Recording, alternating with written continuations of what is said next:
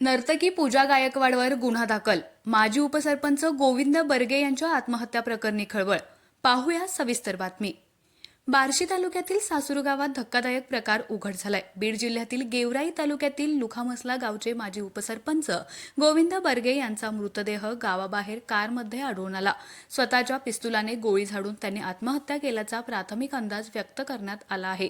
या प्रकरणी पोलिसांनी नर्तकी पूजा देवीदास गायकवाड हिच्या विरुद्ध आत्महत्येस प्रवृत्त केल्याचा गुन्हा दाखल केला असून या घटनेनं संपूर्ण परिसरात खळबळ उडाली आहे. फिर्यादीवरून मिळालेल्या माहितीनुसार 2024 मध्ये धाराशिव जिल्ह्यातील एका कला केंद्रात गोविंद बर्गे यांची पूजा गायकवाड हिच्याशी ओळख झाली.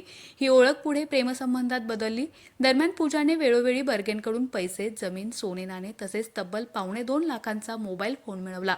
काही महिन्यांपासून त्यांच्या नात्यात वितुष्ट निर्माण झालं होतं. पूजाने बर्गेंवर गेवराईतील बंगला आपल्या नावावर करून द्यावा तसेच भावाच्या नावावर 5 एकर शेती द्यावी असा दबाव टाकला. अन्यथा बोलणार नाही आणि तुझ्याविरुद्ध बलात्काराचा खोटा गुन्हा दाखल करेन अशी धमकी दिली जात असल्याचं फिर्यादीत नमूद आहे.